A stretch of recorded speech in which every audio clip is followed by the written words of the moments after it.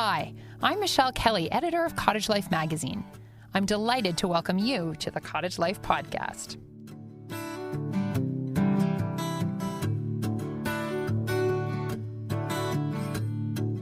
On this week's episode, we discuss why it's so important to maintain a healthy shoreline at your cottage, including how-to tips on how to make your ribbon of green more welcoming to wildlife.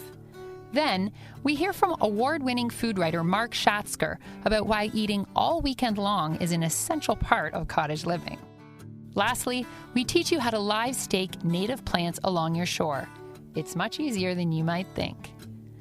This is the Cottage Life podcast, where every day is the weekend.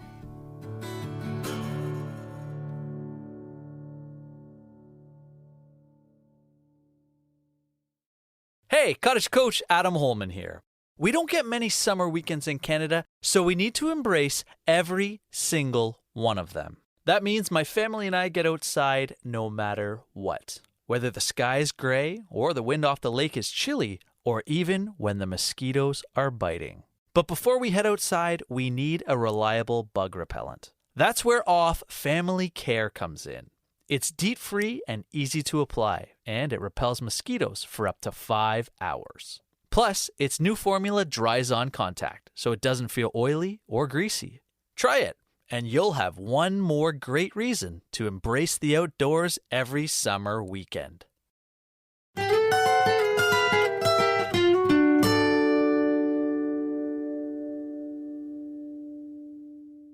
Last spring, we polled fans of cottage life to learn more about their feelings on the issues that matter in cottage country. From that survey, we learned something for certain that we'd always known intuitively, that cottagers are very concerned about the health of our lakes. In fact, an astounding 74% of respondents cited lake health as the environmental challenge they are most concerned about. And a further 82% want stricter laws to protect water quality, not just on their lakes, but on other lakes in the province. These numbers will likely come as no surprise to Dan Kraus. He's the National Conservation Biologist with the Nature Conservancy of Canada. He's worked all over cottage country on projects that range from conservation planning to habitat management to climate change adaptation. Dan is joining us on the podcast today to discuss how cottagers can preserve and protect the health of their lakes, specifically through the restoration of a healthy shoreline. Welcome to the podcast, Dan. Thanks, Michelle. Happy to be here.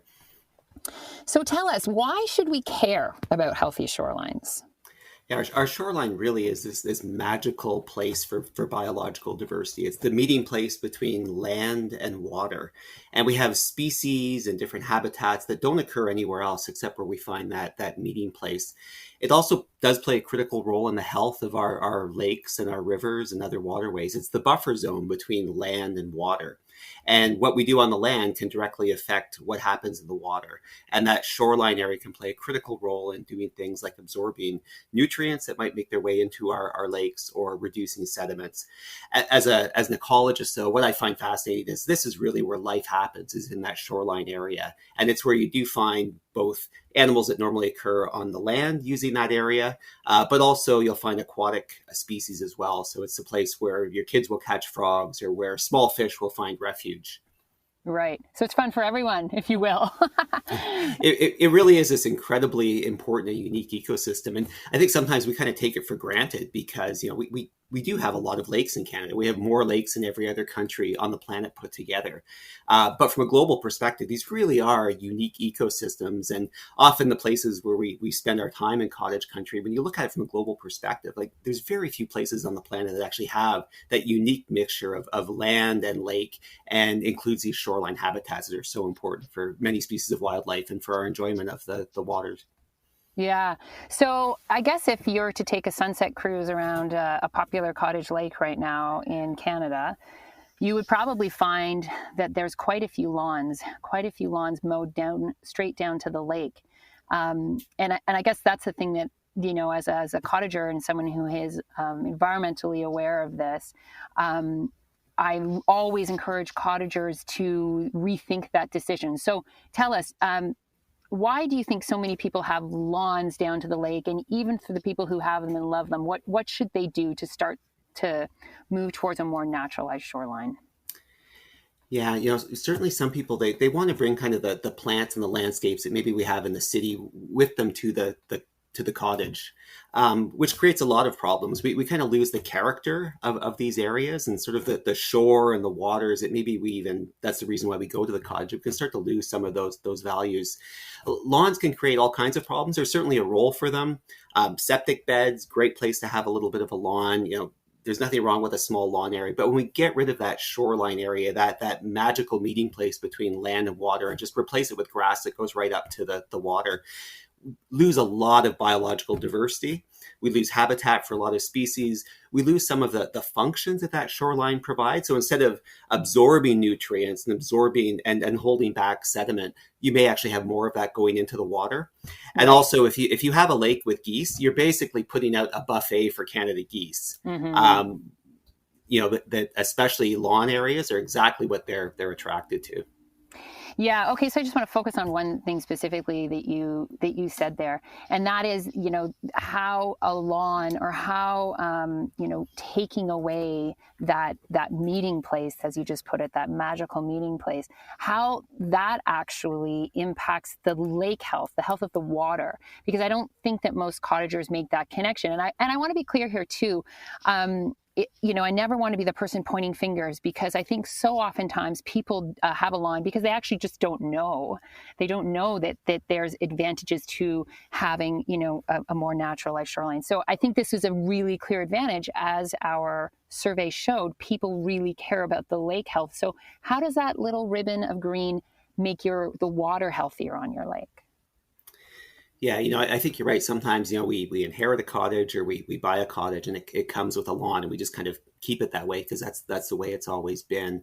But that ribbon of green, be it, just even a few meters between the land and the water, can provide an important service in terms of absorbing nutrients. So nutrients that are coming off of the land, including nutrients that could be coming from our septic system, can get intercepted by that ribbon of green.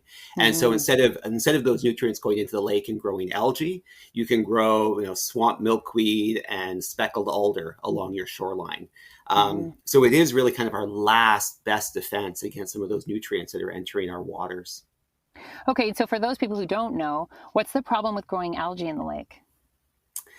Well, it can impair the health of our lakes. These algae blooms that are becoming more common in many lakes. When that algae decomposes, it can pull oxygen out of the water that can affect fish. And obviously, nobody wants to swim in a lake that is full of algae.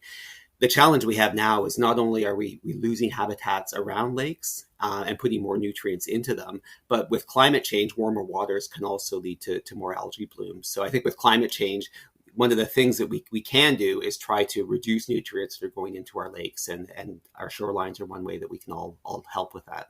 Right. Okay. So yeah, I think not being able to swim in your lake or drink the water or let your dog play in the lake, those are big barriers. I think that really, people make a quick connection to what they're doing and how their lake is doing. So I think that's a great point to make. So let me quiz you on a couple scenarios here, because I think you just made another great point, which is that sometimes we inherit things at the cottage, and it's maybe a little bit harder than just letting the grass grow more towards the shore or planting some red osier dogwood. So let me quiz you here. So what if I'm a cottager and I have a cottage that has a retaining wall? What are my steps towards moving to a more naturalized shoreline? Yeah, it certainly depends a lot on the construction of that retaining wall. One thing you can simply do is allow vegetation to grow around it. In some cases, that could involve planting vegetation. You just mentioned red osier dogwood. The wonderful thing that a lot of these shoreline plants, they're adapted to grow very, very easily. And plants like dogwood or willow, you can actually just break branches off or cut branches and shove them into the ground, and they will grow into shrubs. So it's quite easy to kind of leave that retaining wall there. You don't necessarily need to pull it out, but start to naturalize and get some native plants growing around it. Right. So it's not even the amount of work that you'd have to do ripping it out, because I think that's daunting for a lot of people. It's actually just doing less. Once you do that, take that one step of, staking some dogwood, say, then you just let it go. Is that right? This is the wonderful thing about natural landscaping and letting nature sort of take its course, is it is less work. And, that time that we spent mowing or weeding or weed whacking, we can take that time and just enjoy the natural setting around the cottage, which is, I think, for a lot of people, what brings them to our cottage country originally. It's a chance to kind of connect with nature and to recharge. Yeah, no, you said it exactly. Okay, here's another scenario. Say you have a man-made beach. The previous owner maybe brought in lots of sand, and now you've got a sandy beach where perhaps it really should be rocky and grassy. So what would you do there? I think it is important to find a balance, like a small sandy beach on a lot. There's nothing wrong with that. I mean, we want to be able to enjoy our water, but where we do have lawn and then just a big creative sandy beach, there's always opportunities to just leave a bit more room for nature. And this doesn't mean like completely converting your manicured shoreline into natural habitats right away. Just start with a small area. And that's certainly something you can do with the beach. It's just, let half of it go. Stop maintaining half of it if you have the space for that, and just see what comes up and let nature back into those spaces. Yeah, interesting. I think you've actually just kind of answered the question I wanted to ask you next, but I'm going to put it to you anyway, because I think this is another barrier for people. A lot of cottagers share their property, right? So you might have, I might have my family property and I really want to naturalize shoreline. I see the benefits. I'm environmentally minded in that way. And my parent perhaps wants nothing to do with that. They want it to look neat and manicured. So how do you getting buy-in from everyone who uses the cottage, it can be a barrier, honestly, in this regard. So what would be your advice to them? Is that something you've ever faced? Yeah, absolutely. The one thing is to start small. As I said, you don't have to do everything all at once, and just a small area of shrubs, or just stop mowing and maintaining a small area and see what happens. The other thing is to learn these native plants that grow in our shorelines. I mean, so often we know the names of these horticultural plants that our parents and our grandparents grew, and these are plants that we brought with us, many, many years ago from other countries. But what concerns me is we're kind of losing this botanical knowledge of the native plants that occur in our cottage country areas. And they're different. Even in Ontario, where I'm from, the shoreline plants that you'll find on the Bruce Peninsula are different than the ones you'll find around Algonquin Park or on the shores of Lake Erie. Getting to know those plants, because they all have stories about the pollinators they support, or how they reproduce, or what their conservation status is. And as we kind of get to know these plants and their stories, I think then we start to see them in a slightly different way. We stop seeing them as weeds and start seeing them as part of the natural landscape in the places where we spend our time. Yeah, no, and I love that. Just again, it goes back to like, you don't have to do anything, to give yourself more time in the hammock and less time, doing yard work. I think that's an equation that most cottagers would really enjoy, I think. So you mentioned native plants, and that's a huge piece of this puzzle. So if I'm a cottager and I want to take the next step with planting native plants along my shoreline, or even just getting to know the native plants that currently are on my property, what do I do? How do I find out what's a native plant and what's not? Mm-hmm. So often one of the first steps of naturalizing your cottage shoreline is simply don't do anything. The plants that grow along the shoreline, they're adapted to moving along shorelines, moving in water, be it by seeds or branches that break off from shrubs. And if you just leave an area, you'll often be surprised what comes up on its own. I've seen places that were lawn, and after a year or two, you have things like swamp milkweed, blue flag iris, these wonderful native plants that are growing. They're colorful, they're interesting, and they provide important habitat for wildlife.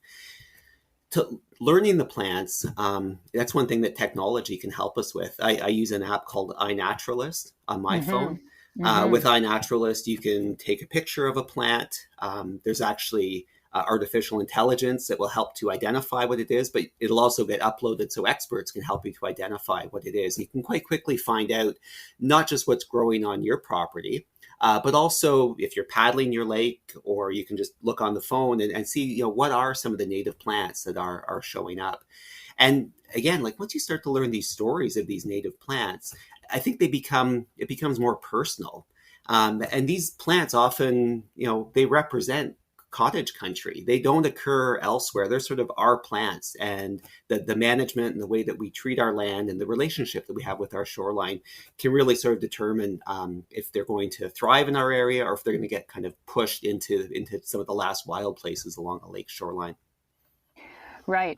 So another thing, I should have asked you this earlier because I think it's another thing that people worry about when they naturalize their shoreline, that having a more natural shoreline will result in more mosquitoes. True or false? Generally false. Certainly you will have more insects. You'll get things like butterflies, other insects coming, but in most cases, this is not where mosquitoes are breeding. They're breeding in things like clogged eaves troughs or junk that you have lying around your cottage that is holding water, or in just other wet areas. So it will have a very, very small impact on mosquitoes in your area. Cottagers are very worried about mosquitoes, so anything that could potentially shift the balance of where they're coming from and how many there are, really, it's a big deal. So I'm glad to hear you say that it doesn't make a meaningful impact on the bugs, on those bugs at least. So is there anything else that you wanted to bring forward today about healthy shorelines and anything that you wanted cottagers to know as they rethink or think more deeply about the shorelines at their cottages? Well, I think as Canadians, like we hear a lot about environmental problems that are happening elsewhere in the world, be it the decline of the Amazon rainforest or wildlife species like elephants or orangutans are declining. But this is something that we can all play a part in, is trying to restore and protect these shoreline habitats. And these really are unique and special ecosystems. They're important for wildlife that lives on the land, but also wildlife that is found in our lakes. And we can all be sort of keepers of these important habitat types. And by learning more about them and by starting to restore them, even if it's just small, we can improve the health of our lakes and maybe kind of feel more connected to the plants and the places around us. I love that. And I just love too how, as a cottager, if you're stressed about the environment, and there's certainly lots to worry about these days, like when are you going to be told, hey, just go hang out with your family on the deck instead of doing, pulling weeds along the shore, as an action that you can take to make things better. I think that's the coolest thing. And so I think that's a fantastic advice you've given us today, Dan, and I really appreciate you coming on the podcast. All right. Thank you. To learn more about maintaining a healthy shoreline, visit cottagelife.com. And stay tuned for more information on this topic later in the episode.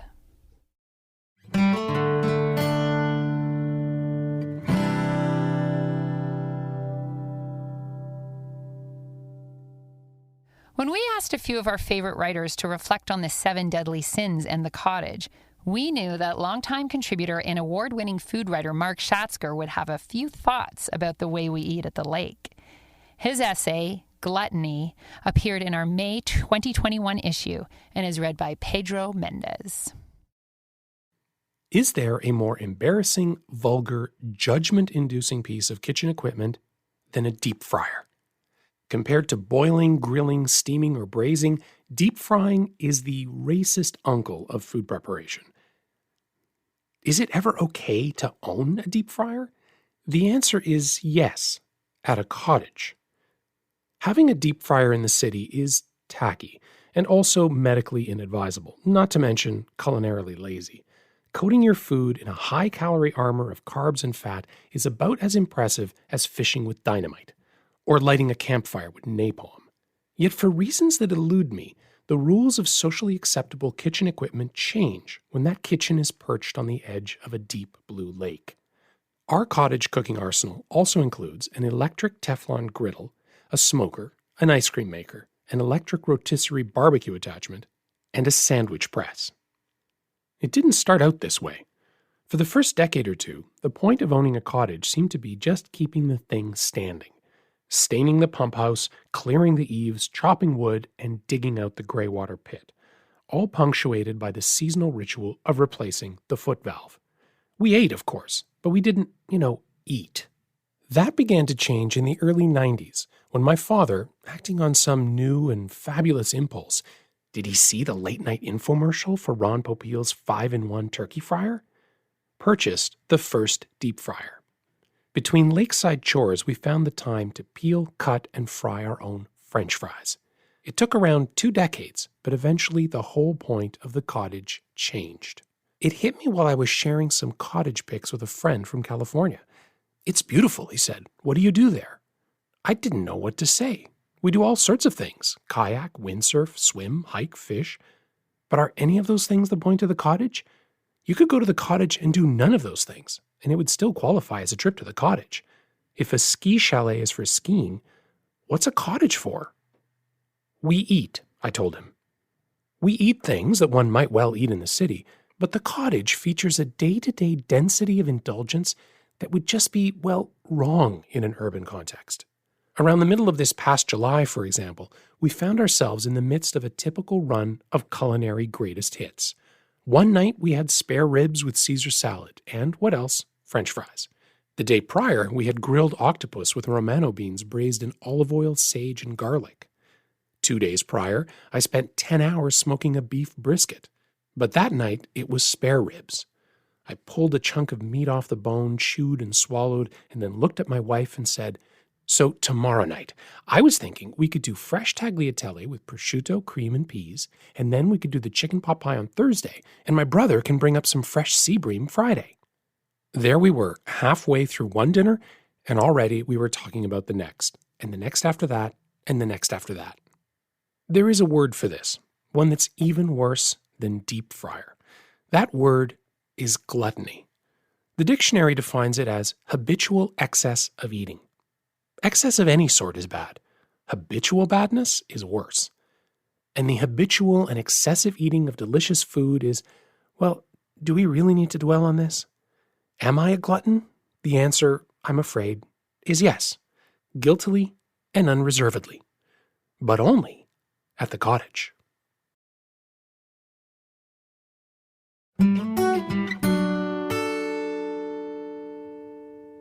Hey, Cottage Coach Adam Holman here. Some cottage memories I want to keep forever, like the proud look on my son's face the first time he hooked a fish, or keeping him up late so he could see all the stars that we never see back in the city.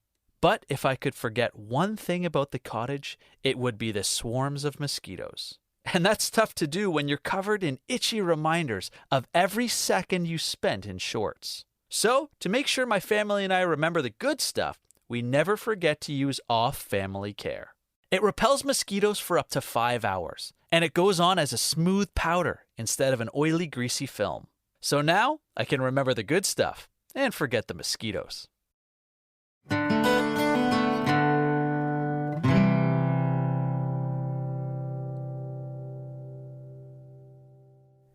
As you heard earlier in this episode, maintaining healthy lakes means maintaining natural shorelines. Help this process along by planting native shrubs along the shore. This will not only stabilize the ground, which is particularly important for cottagers who experience high water, it will also improve lake water quality, and it will make the wildlife a lot happier. It's pretty easy to get shrubs to grow along your shoreline simply by cutting native shrubs already growing on your property and inserting them along the water's edge. This is called live staking. Red osier dogwood works exceptionally well for this. Look for stems that are thicker than your little finger and use hand pruners to snip no more than about 1/4 of the healthy stems on each shrub. Cut your selected stems into about 30 or 60 centimeter stakes and then remove any side branches, twigs, or leaves. You should be left with a pretty bare stick. Before replanting, soak the stake bottoms in lake water for about 24 hours. You can just use a bucket for this. Adding a touch of rooting hormone to the water is not strictly necessary, but it helps. You can get synthetic rooting hormone at most garden centers. As for planting your prepared stems, find a spot that would allow the mature shrub to hang over the water. Make 30 centimeter holes spaced about 45 centimeters apart, and then gently hammer the stakes into place, keeping the pointed ends down, driving most of each one into the ground. This technique is best done in the fall, and by next spring, you'll see leaves and branches sprouting from most of the stakes, and your shoreline will be a much healthier place.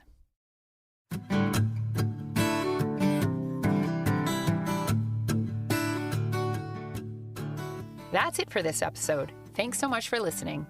Please subscribe to the Cottage Life podcast for free wherever you get your podcasts. We'll have new episodes every Thursday throughout the summer, just in time for your drive to the lake. This episode is sponsored by our Cottage Life paid subscribers. I want to thank them for making this series possible. For new listeners, I invite you to check out our free email newsletters. Visit cottagelife.com/newsletter to sign up. We'd love to hear from you. Post a review or email us at cottagelife.com. To find out more about our magazine, our television shows, and our live events, visit cottagelife.com. This podcast is produced by Catherine Junn and me, Michelle Kelly. I'll see you on the dock.